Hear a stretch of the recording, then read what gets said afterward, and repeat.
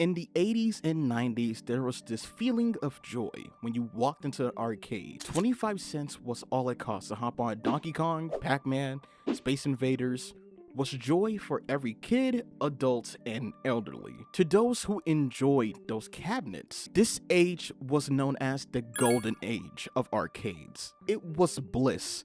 Unlike home consoles in today's time, where you can buy physical or digital copies of games, instead you can walk down the street or take a bus ride with a bag of quarters and spend a day in the arcade. What was there not to love? You had huge titles and cabinets, pinball tables. I'm not saying I would want today to look like this. I mean, could you imagine an arcade cabinet for Animal Crossing? What I'm trying to say is that I wish I had a time machine to experience this era like our dad or grandpa or family before then to had a chance to experience this. Then came Street Fighter 2, a game that defined the modern era of fighting games and the founding father of the beginning of an era of other fighting games. A roster consisting of original characters, stages, movesets, playstyles, and made on the Capcom CP system that 25 million people played. Street Fighter 2 became one of the greatest arcade cabinets since Space Invaders and Pac-Man. People loved Street Fighter. There were lines outside to get a chance to play Street Fighter. It was refreshing. It was exhilarating. It was the game you wanted to play if you were in this era. A domino was in effect, and one game birthed a generation of fighting games through the 90s and 2000s, like Mortal Kombat, Virtua Fighter, the King of Fighters, Tekken. These are hits, ladies and gentlemen. Hits! And they ruled arcades like wildfire. That also included other companies such as Killer Instinct and Darkstalkers, Guilty Gear, and I cannot fathom or imagine getting word of this. By getting word, I mean just showing up and seeing a brand new release of an arcade cabinet. Because unlike this era where there's trailers, media coverage, you could only get word of a new game coming out from a magazine such as Electronic Gaming Monthly, Gameist if you live in Japan, Nintendo Magazine Systems, Game Pro, and etc. Capcom will publicly release many games on arcade release, but would pick up a contract with Marvel. And this contract alone would create one of gaming's most iconic crossover in gaming history. But we have to cover X-Men Children of the Atom. Nothing amazing happens here. Everything is ordinary.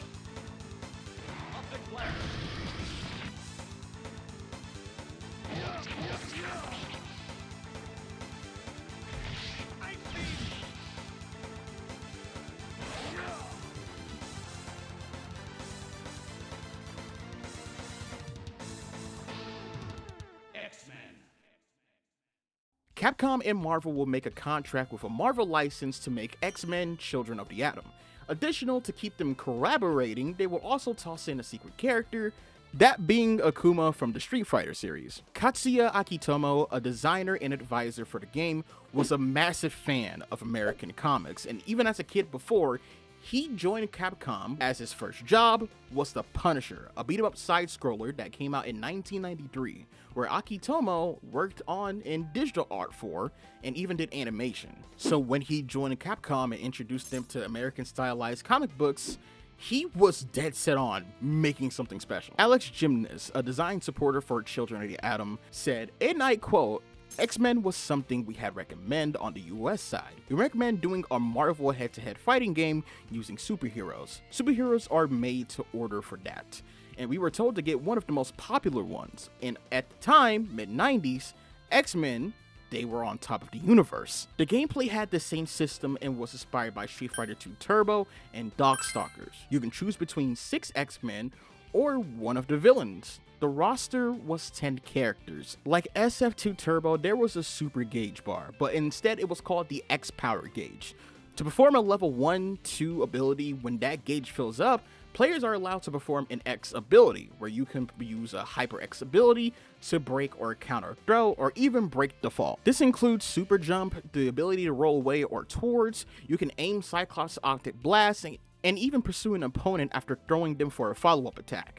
This includes the mechanic of manual or automatic blocking, but with an automatic, you'll have some mechanics stripped away from you. The roster with the secret character, aka Akuma, consists of Colossus, Cyclops, Iceman, Juggernaut, Magneto, Omega Red, Psylocke, Sentinel, Silver Samurai, Spiral, Storm, and Wolverine. When the game released in 1994, it then later released in North America on January 5th, 1995, not to mention there was a later port into the Sega Saturn on November 22nd, 1995. However, in the arcade, Children of the Atom was quoted the 5th most successful arcade of February 1995. Of course, it had this rough coverage from Game Informal and other reviews, but aside from that, there was a building block to something special. There was a fusion team up between two companies that were powerhouses. But what was next for Capcom and Marvel? After Children of the Atom, they would collab again on the non-X-Men game known as Marvel Superheroes.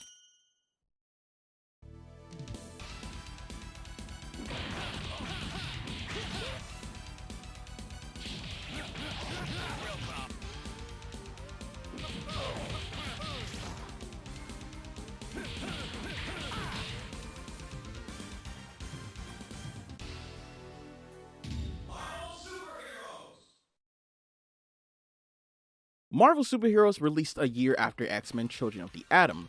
The storyline followed the infamous Infinity Gauntlet saga. Following the success with Children of the Atom, the game follows both of heroes and villains battling for the Infinity Stones against the antagonist, Thanos. The game had a unique mechanic where you can use an Infinity Stone to perform an Infinity combo, based on the stone you have, such as power, time, space, reality, soul, and mind. Most of the Infinity Stones can be obtained during the arcade story, fighting various opponents, or by filling and accomplishing certain requirements in the versus mode. Certain requirements like getting hit first, the stones can be used to boost themselves for a split amount of time. Like, for example, Spider-Man can use one of the gems to create a doppelganger to attack you.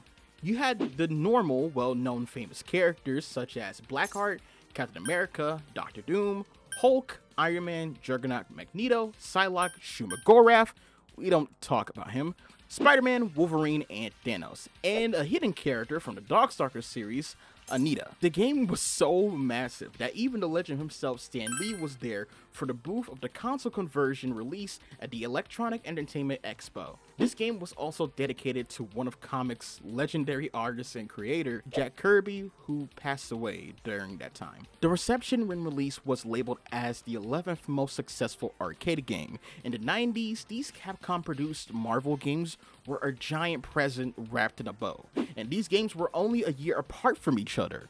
Capcom would later follow this partnership that had the arcade world in a chokehold, with its first installment in the Marvel vs. Capcom series with X-Men vs. Street Fighter.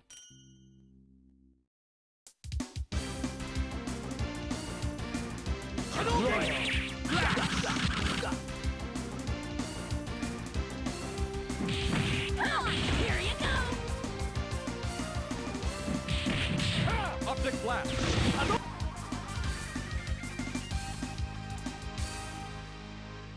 X-Men versus Street Fighter.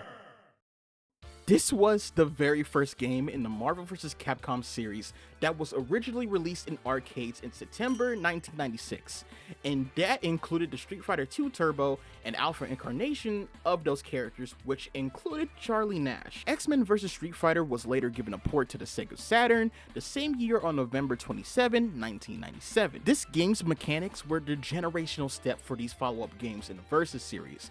It incorporated a dual character selection and tag team based combat, and each person can select one character to do 1v1 style battle, and it even had some mechanics from the Children of the Atom they borrowed into here. If one team loses, it will be a battle to the best of 3 in styles of a super bar to perform unique characters to level 1s, 2s, and 3s, and even an ultimate attack. It borrows the super jump mechanic from Children of the Atom and was able to perform an aerial rave that allows you to combo opponents in the air. There's also a gauge known as the Hyper Combo Gauge, a bar that will gradually build up to perform high damaging moves and moves that can punish your opponents. X-Men vs. Street Fighter included a roster of 17 characters, with Street Fighter team being Akuma, Cammy, Charlie Nash, Chun-Li, Dhalsim, Ken Masters, M. Bison, Ryu, and Zangief. And the roster on the X-Men side was the same of Children of the Atom, but with the addition of Rogue, Gambit, and Sabretooth. When the game was first released, it had a slow pickup, but became the best arcade release during that time and when it caught on. This game bashed on release and became a stepping stone to something much bigger. You must be questioning why I'm covering these games in one video. The game mechanics slowly evolved these games and through time and the roster, but it became what it is for what it was known for. After X-Men vs. Street Fighter came Marvel Superheroes vs. Street Fighter with mechanics more polished and clean. But we're gonna slip into one of the versus games that everyone wanted to play when it came out.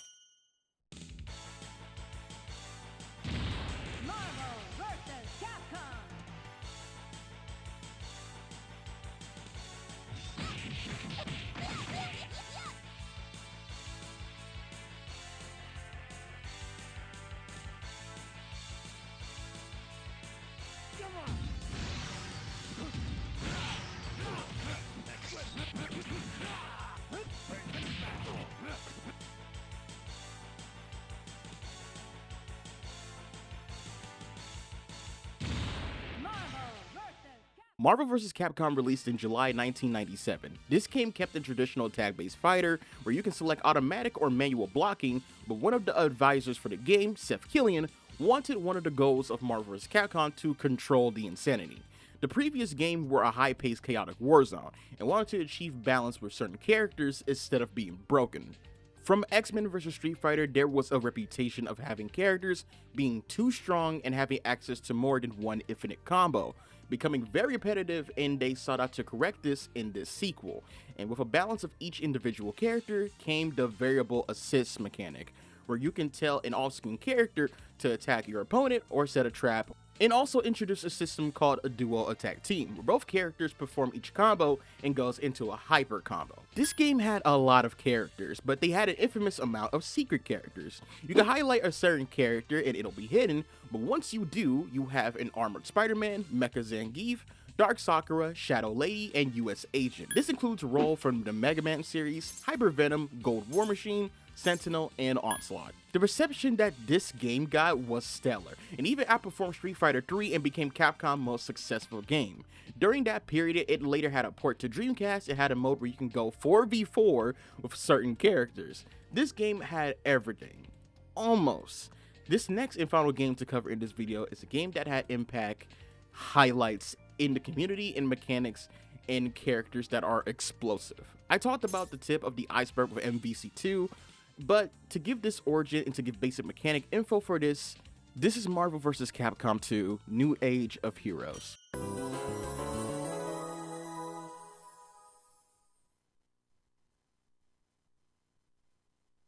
Capcom presents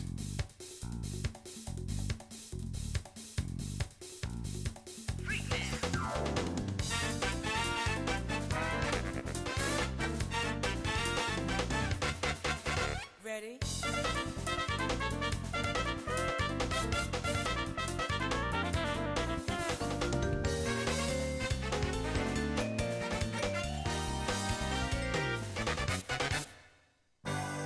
Marvel vs. Capcom 2, New Age of Heroes.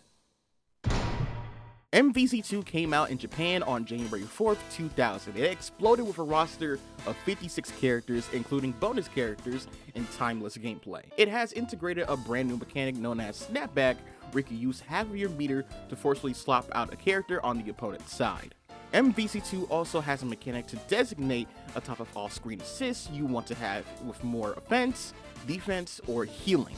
The same as prior installments, you have a bottom gauge known as the hyper meter to perform a hyper combo to do more damage. In the modes in MVC2 in the arcade tower, you can select a team to go through various opponents to get to the main boss, known as Abyss, and I cannot tell you how many times I've died fighting this boss myself. Everyone doesn't have a different ending, but every ending is quite similar, showing off the character art and sprite screens with every interaction being very sweet to the audience. Of course, you have the traditional versus system where you can fight a friend or a second opponent. Back in E3 in 2002, this game was teased and shown a trailer and had a release on the PlayStation 2 and Xbox. The reception of MVC2 is, all in all honesty, positive. It's refined, polished mechanics, music, and background. This was the dream that was requested by fans to make another game in the series. My entire objective of this video is to share and give context onto how much this game means to other players and a player like myself. This game is still being played this year, with the recent Frosty Faustings being an MVC2. MVC2 is an all-time classic, and I know we have Tekken 8, Street Fighter 6, City of the Wolves that's recent to go back to, but you should try this game and how much it evolved throughout the years and how it is still being loved and played throughout this year. So in summary, you should play MVC2 and experience this masterpiece. Thank you, and thank you for watching.